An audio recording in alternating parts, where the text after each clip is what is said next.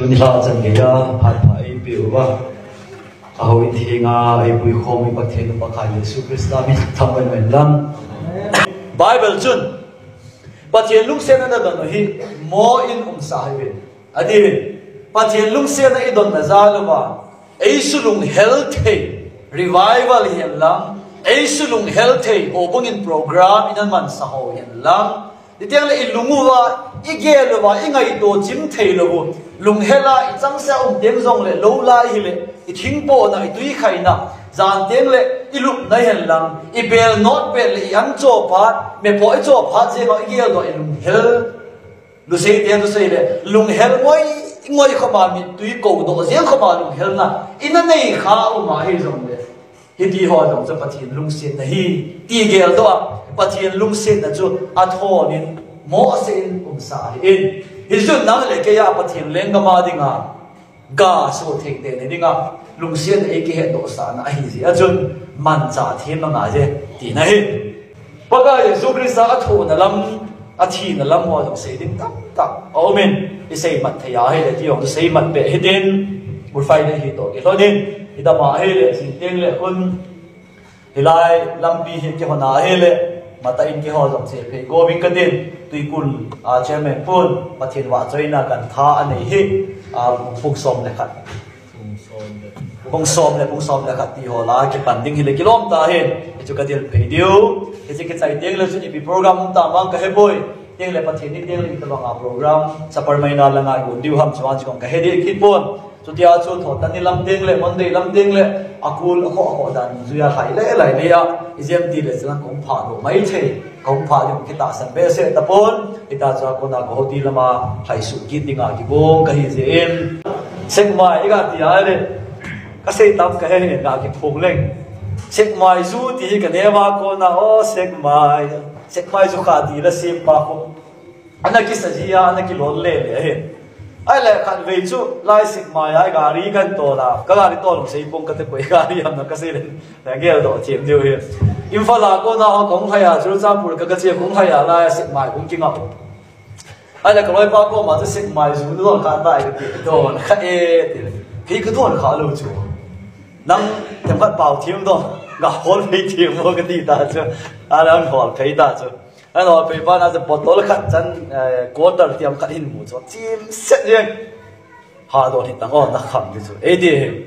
asset mày dù hi mà nói gì piong ấy là nhé mà con anh cái sự gì ra chung cái tiệm nô mà hi pha chung cái nòng khôn khát cái này glass disposable glass hoặc cái này cái khát cái suna cầm khát cái adon này cái cầm mà chú vạ sâu sâu cái hết cái vần chú crook ati le ngam sei le pong ati le kalung ya sa chom ye khai to gi mo se mai zu zu ti ale tha hum nom che na la sa yang sun gari ka to lo gari na to lo o ka ti ma gari ka to sa na ka po pi la lai bảo la su khai tiếng ông le boi lo ni nga su aka adon kit le to ma su a tho da na chom che ye chi wang ka bol be le phatalo di ka ti le ndo no me hindi ke sel di wa po je moi ti be ka ke ti o a po di nga ka ki go le ba ka be ka du cha ki ta chu ka ke sun be ga bol ki chu gari kan to nom ta ki thong po to gari ken to ni ke te gong ke chu na ta chu gari kan to chu na ga le la lai ma la gari ka ga to chu ye ka ke le to ang ka mang bang jing na lai oi lai ama chu ka hai tha go tham ka he tho chu manu mong ka sa ti wang ni bol ki ta dinga phalo he wa nga chu sei cha ding lo ma ka bol he azom ni ke ne te ne ram ni ke ta zu ka don chu set mai zu ai wa nga experience dinga ka do le ne wa ko na mi set mai zu ti je nga na ka nam ni manipur pum pi na ka len asama ku ki cha te chen zo sa set mai zu ki he chu khát về bé đồ nó vào pasal khát gạo uống chút là cái đồ này là cái đồ này các bạn để về cái ông mình dùng lăng sẽ là pastor họ dùng đồ khát đâu dùng đồ đi pi hin hello gì đi mà có tí à dùng ngol về khát cái này nang ho pastor mit chon pha này về na newa ko na kham na jong na lo I ma chang helowin ka kham I pidinga na he sam I pidinga ka don na he sam ka kham sia I pi ka bol thi I pi ka bol mo na ka lung ha nang le le su don an ki gelam pasal chapa ke yong in su ka don he mula da whisky don ke don te de koi par se le black paper na tiu su black paper illa da don de ke don te de ka don kha lo na ti ar ke don te de bottle kha ke don te tin ki ho de koi zo lim na ti cha ka salen sai ka bol kha ka ti na bol kha zong le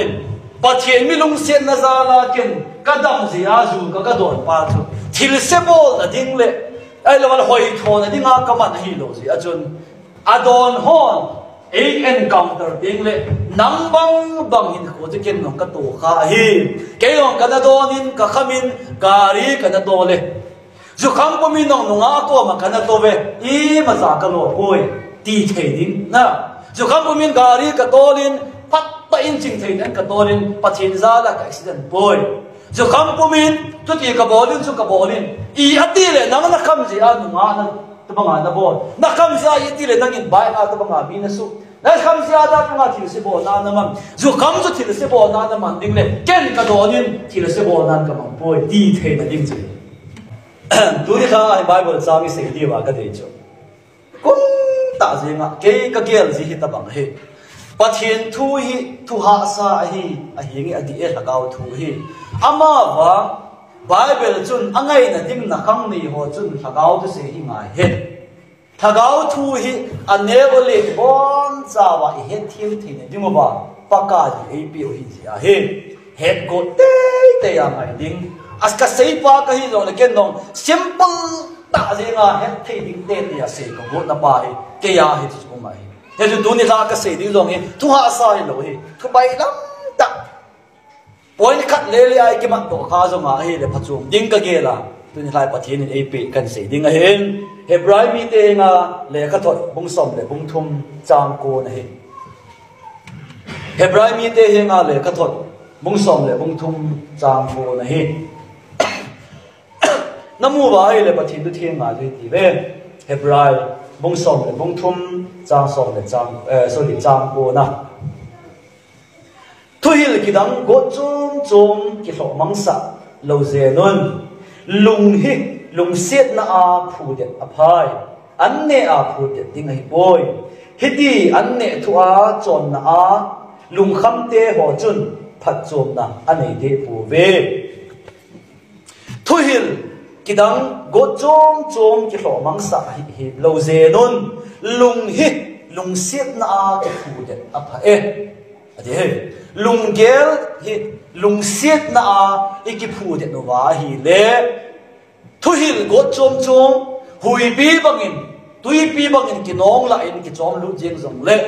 kan kalung gel hi lung set na a ki phu det a hi a hi le ling lao lo ding hi ki long lo ding hi ti na he hilai Bible chang hi ka ngai to do tai chun south and sei len ka sei the ai wangin ki che ta thei ding in a chom thei pe na a ki che thei ding pe na sei ka no ai Tuni Good Friday pakai Yesu Krista nang le ke dinga atho na ahi to ke thona hen wa noi le se na mi zo sen pakai Yesu hi wa noi dinga athi ahi ti hi ki Yesu ke ya hi ale wa noi dinga Krista thi chu ve na ta sana ai le hu hinga na umjeng ding ahi ti hi pathubul hum ki pat na he ama wa ve na ta sana hi le ti na hin ta san na ding a chun ta san ding au ngai ta san chun a ji anei anga jin a ji be din ka ta san ne a ki thi lai ko he ya dunia nang le ke jong ta san na je a ho in kai hi a ta san na je a tao hi a ta san na je a mi ngai dam theina ta san je a mi chunga phun lo na ding ta san je a isopi to ki hot lo ding ta san je a chon set bol lo ding ti hi I ta san na I ki chu na abul pi ben ta chu he nu le ba te ho in kai na ve ti zeng se a chu ho in kai hi ai le ta san na lama chu nang le ke chu aga pe hi ding ti ti na hi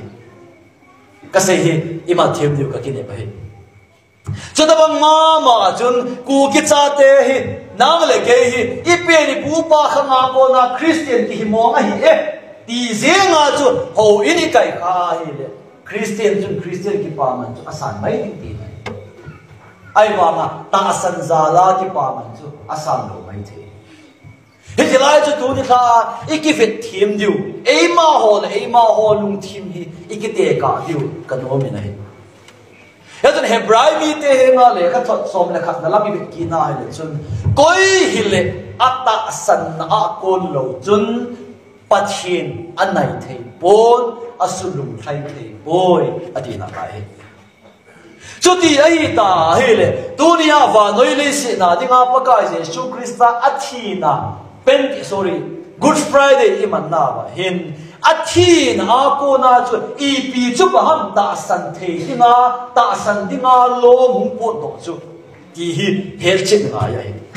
ka ta san chu ka he chi ne ya so cha bolin asai ba chum dunia ita san na I het chet na dinga chun ta san a hung kon na pa chu I het chet kin ngai ba Krista chun aje bezin Calvary cross a chun thina to boy ti jane tha a sacrament hop na chun neo cha ka ga sei tha be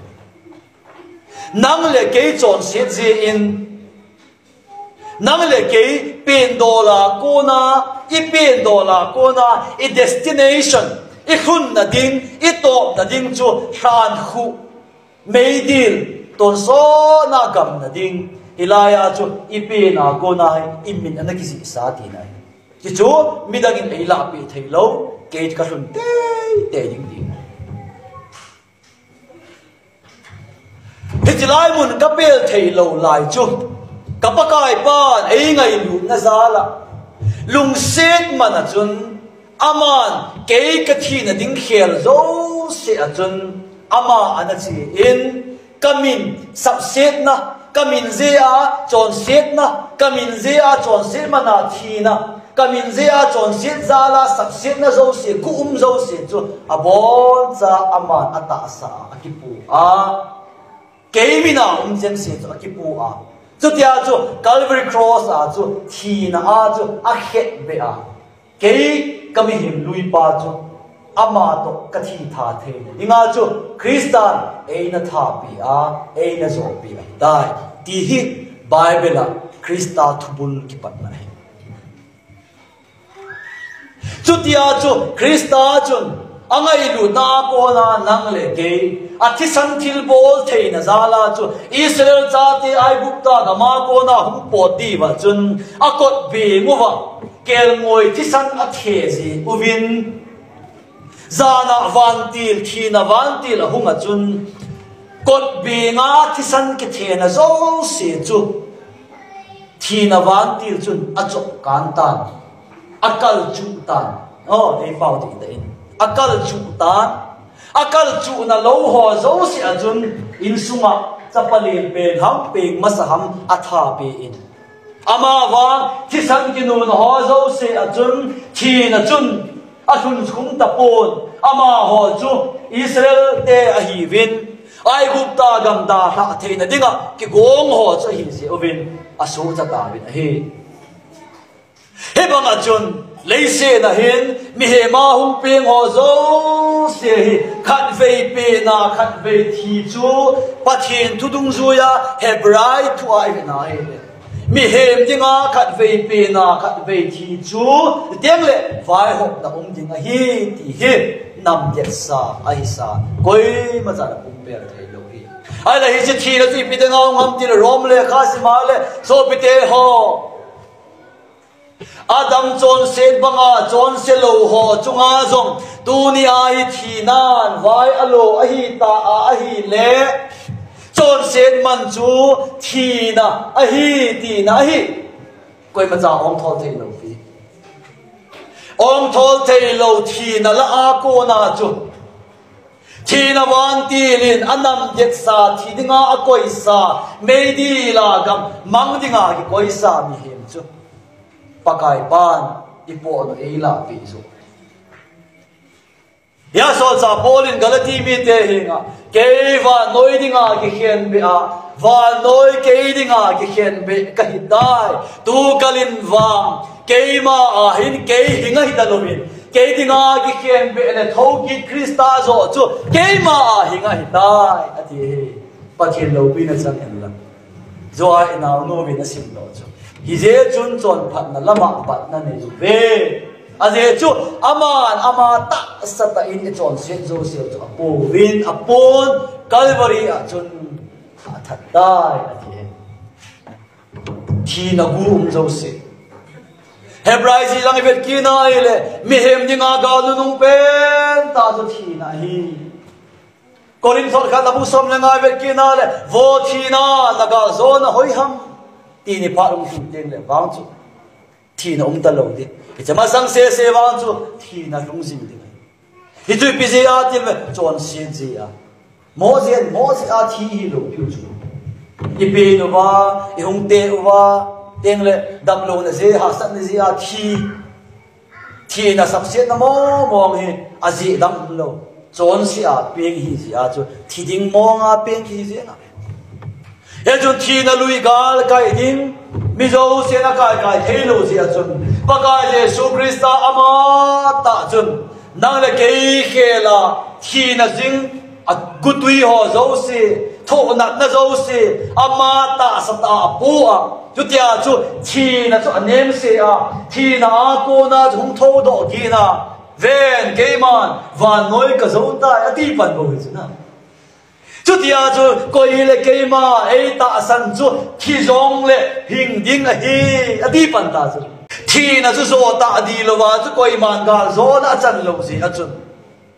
he chi thi na chu nga ga zo na chu Krista nang le ke thi na pa a chu a hi ki hi tu ria na le ken eta san na bula iman cha dinga pathinin athu e pi choi kapina kona ho ina kai khi sia Christian kai jeng lo pi ama wa Kristan tunia hung peng pa ke hi athi dinga pen ka hin ka thi khela Krista thi ta zo ji achun Krista thi na pa chun ke dinga hin na lampi ka ho theina dinga thi na e pum per sa a hi ka ti na ti ta san na hung ko na bo chu Christian ka hi thei bo hi chu ita san na bul Hebrai ji na se chu oh so pideo ita san na hung ki pat na ita san bul pakai Yesu Krista lam zo chu kat jing hindi oh ati chu Hebrai mi te he na chu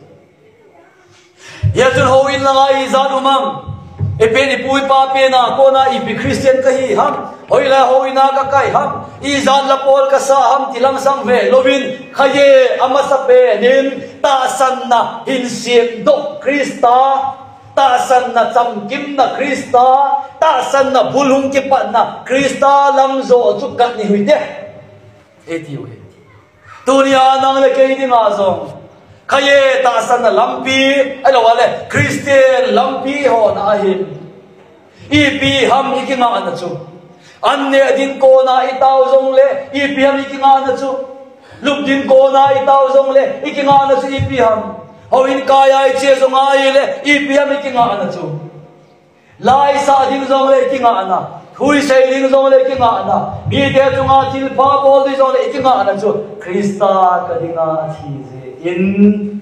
in ko tha alam pi zo achun ke ma ti ka bo dinga lo ma hi ti hi ta san na bul Krista ang ki pan zo hi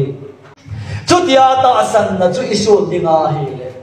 Jacob bung ni chang som le chang ko ika sim ki na hi nang man pathin khat hi ti na ta san chu na na bol pha pe se jeng a hi lamo na heading khat chu thi tha ho jong hin pathin khat hi ti ata san thong hi chu chu ti le pathin khat ta san nang o pathin khat ta san thi tha nang nei le thi tha ke ka a ji pi ki ba lo na nei lu yo ki khol ngai na chu ta san na ve tinga hi le pathin la ume na ta san na le amo na ta san chu la pathin chu je su hi ki la mo na pathin je su hi ti ta san wa le se len na ya yo i pi se pakai tua ai phat chai dinga nung ni ta ti de chu na thì nó bộ biang sa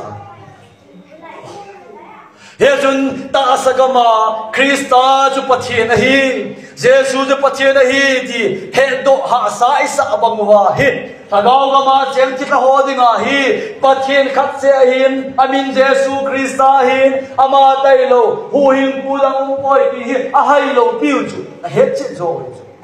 ai le pathian khat hi ti ta sanwa hi le na le ke jong pathian khat hi ti ta sana hi le thila ho to reng khat chena umi ta chula ai le thila ho chuan ngam kai ti tai mo kita san ni lo na chi bang chu I ti kai de om thila chula kitia ai le ta san nai ki ba chula ta san na kong khana ki tol khomi ta chula ke wan ngam kai ding a ka ki ke la le ki tha ta san khana kong khana ka tol khom pi yong chu ama on kai ki ma bom ta chula ai ma kai lo diu I bi ding a kai lo diu ham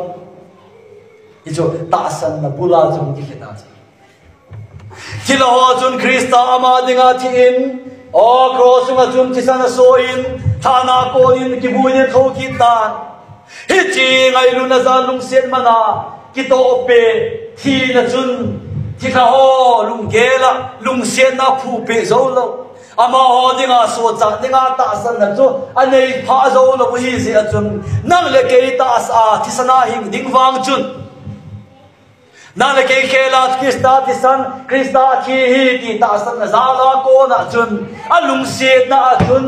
lung sen mana chu ta san na pa je ka sa na ban gam lu dinga ikigo na Christian ti ta banga the na chu thila ho sa na I chung nu zo na ni ta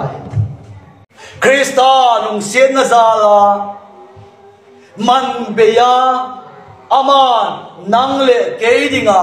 ana thu na ana thi na a tho ki na pa chu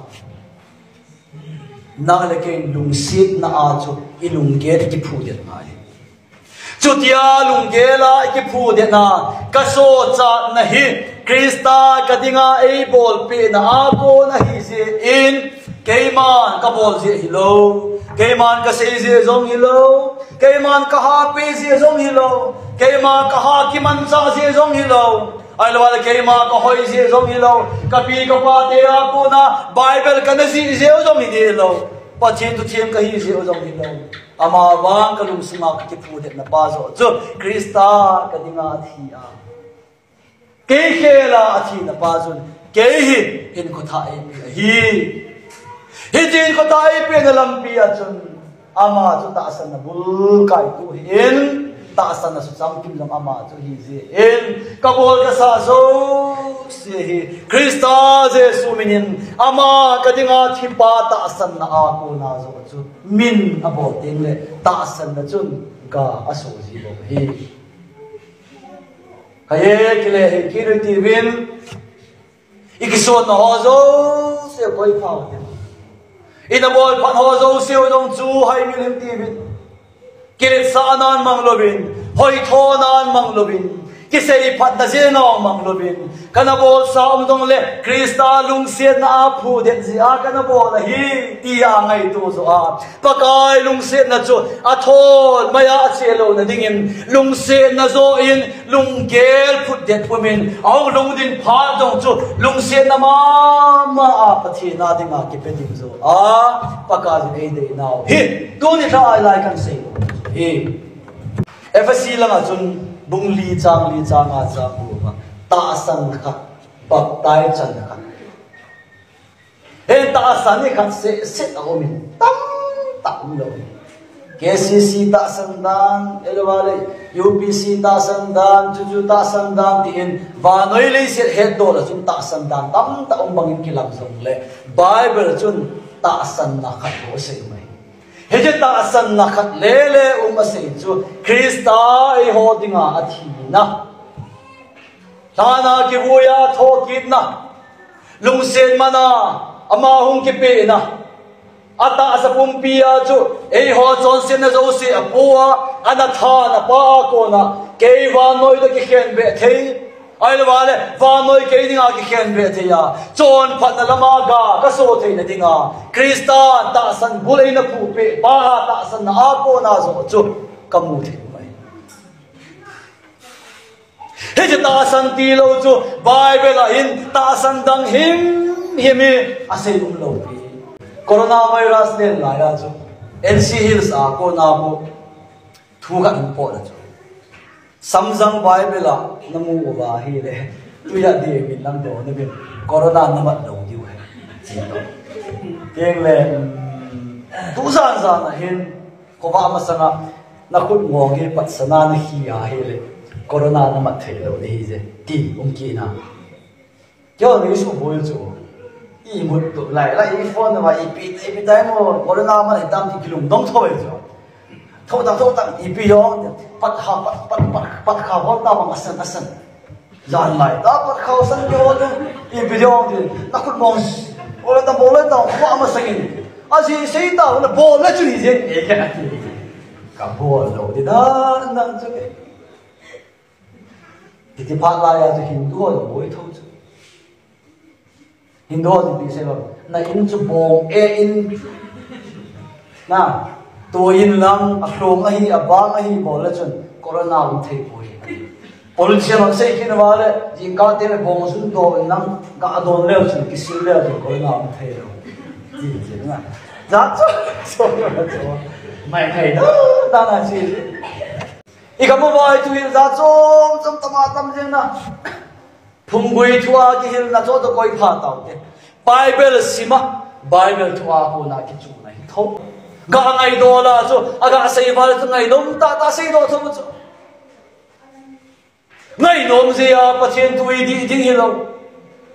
ngai ha san je a pathian tui di lo jong hi lo pathian tu cho buluma akipat na uma azo na uma ale uma chu akipat ding do ta mi akipat lo wa hi le akipan lo ho chu ping soi ti ma lo ni pi ki sei dio he jun pakai pathian thacha sol cha pol chu ni pi se jam nang thagau mi a ki gel na hi le thagau mi ti chu Bible in thagau mi ti chu ei ho thagau mi ti sa ma he e ban tum nu na nga to thagau mi chu aga ha da nam chu hi bang lo ma ha na thagau mi a ki gel na hi a hi le vision hi le prophecy hi le gau tu sei na hi le pathian tu sei na hi jong le tabang lo ma gawa na ki gela le hilaya ka su chen se hi pathian thu a hi ti hi hezini ti ilai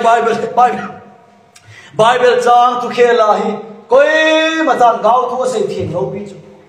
a chu ti lo wa le tu pol mu sam ni le bung ni ya koi hi jong le ki Bible chang khel lama gau thu ka sei chun he je le ka bu a ghem na ho hi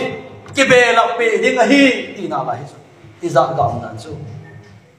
a thu bol khol chen lo he la Bible long keu lo he la gau ka mu ti je ho hi ta san di lo pi chu a gau mu hi Bible thua lo chu Bible sama gau ko ham ba noi si na even na gau lo se hi Bible polanga gau ko keu se hi chu Bible thu bang ta jin ka teng le pakai ti a ruma ta pindana ta lup de kon teng le a pindana pakai ti a ta ho sanga chu thagau mi zo ai gel lim hamma ho nai sai lo Bible chu thagawin umun ki thagau sa na ti lo pi chu na so sa porin thagawin chonun thagawin nungun ki thagau sa na ti lo ki bang lo pi chu na ki thagau sa ta zenga thu phon nei jeng he thagau mi hi nei lo chu ta sa nga thagau mi di ta chun na heng na kom ngai lun ki le le hoi pi kham se na nei chu thagau mi ta chun na pin da na lun na thau ki nui nang ta win koi ma cha hek sa in yong hi boi pi kham se idi ho zo se don ta lo ba thagau mi ka hi ti chu ke bang ta san na ka dei lo ama ho wa hi hu yin na tho bang banga so le a mi ba chu a pole ki nga na jong nei lo a le khu na di lo nei de lo ai ba nang le ke chu mo ka so pi te ho Krista lung siết na achu na le ke dinga lung siết I chan dinga lom lo Krista lung siết ei ki pe chun e lung sunga hi thi san khoma kinu banga chu ei nam jet pe ta hi zi achun o gau thu sei hi le vision nei hi le miracle kiti su dam theina nei hi le mang lamin pathian thu mung katin van tir sang za mung katin mu hi zong le kai heng pa mu heng zong le kalungela Krista ki pa na thu pha a bul to a le van gam kai din thu a chu ka ki pu den hi ta zi a chun Krista hum ki tek le chun a pau thei hol ta lo de ta san na a ho zo si aman a hi na hallelujah amen he deng la chun ta san na a ki phut de ho ko chu Krista ai ho ding chu he de la chun nang hi pia ki ngam na hi ham til bol thei na ki ngam na hi ham ole gao thu a ki ngam na hi ham ale wale vision a ki ngam na hi ham ale mang le le a thil mu a ki ngam na hi ham o hi lo wai le pakai na nam de ale ka bu thenga lung se na thu ki phon do na love letter manga hi na lung sung chu ngai lu ta na phu de na he de ta san na a ki ngam na hi zo ham it chu pakai ni khu to ding nang le ke ki bit no ngai ta nei he so bi teo na ga ga ma ke hai te na hin mo abul phu de nei lo ki pat na mu mal nei lo Krista tu hil bu a chu chot chai san ding nei lo thagao tu sei do the hina ti mana angai to do amu amang ho sei je mo hi ngai lo ding ta san na pa zo a ikiphu de na pa a hi pakai thu ri ho ding ikitil lo pathenin na thu sim do sei do cheng si bon chan ding bin pathe bu pi ta hen amen ale pha ko na to pe kin na ye